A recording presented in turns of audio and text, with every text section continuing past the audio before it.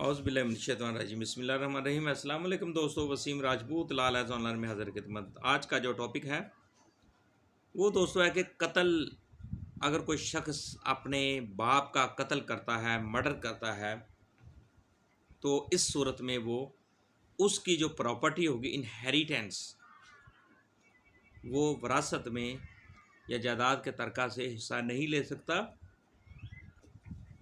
وہ حصہ لینے کا اہل نہیں ہے، اس کو اس پراپرٹی میں سے حصہ نہیں ملے گا اگر وہ اپنے باپ کو کسی وجہ سے یا کسی صورت میں بھی اس کا مرڈر کرتا ہے، قتل کرتا ہے۔ اگر وہ ثابت ہو جاتا ہے کہ واقعی اس نے کیا ہے، بیٹے نے قتل کیا تھا، تو وہ اس جائیداد سے فارغ ہو جائے گا۔ 2002 MLD 879 یہ عدالت عالیہ کی ججمنٹ ہے دوستو۔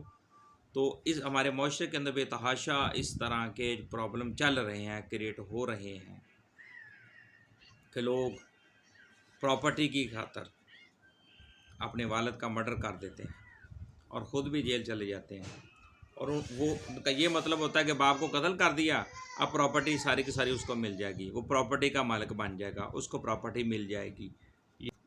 اس ججمنٹ نے کلیئر کر دیا کہ قتل انسان اور وراثت کا جو قوانین ہیں ان کے مطابق جس بیٹے نے اپنے باپ کو، اپنے فادر کو، اپنے ڈیڈی کو قتل کر دیا، تو وہ اپنے فادر کی پراپرٹی سے یا جائیداد کا جو ترکہ ہے اس سے حصہ نہیں لے سکتا۔ یہ ان کے لیے ہے جن لوگوں نے اس طرح کے کام کیے ہیں کہ وہ پراپرٹی اپنے باپ کے ہتھیانے کے لیے ان کو موت کے گھاٹ اتار دیتے ہیں، ان کا ناحق قتل کر دیتے ہیں، اور ان کے ذہن میں یہ ہو کہ وہ اس پراپرٹی کے مالک بن جائیں گے۔ اس قانون عدالت عالیہ کی ججمنٹ آ چکی ہے، اس کے تحت وہ اس پراپرٹی میں سے وارث نہیں رہیں گے۔ ہاں، اس کے جو باقی رشتہ دار ہیں، بہن بھائی ہیں، وہ ان کو پراپرٹی ملے گی، یہ پراپرٹی سے ہاتھ دھو بیٹھے گے۔ مجھے اپنی دعا میں یاد رکھیے گا دوستو۔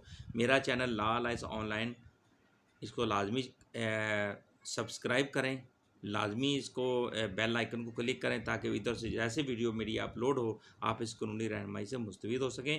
یہ ایک صدقہ جاریہ ہے، ایک خدمت خلق ہے۔ جیسے ویڈیو میرے ججمنٹ آتی ہے میں دوستوں تک قانونی رہنمائی پہنچاتا رہتا ہوں۔ مجھے اپنی دعا میں یاد رکھیے گا۔ السلام علیکم۔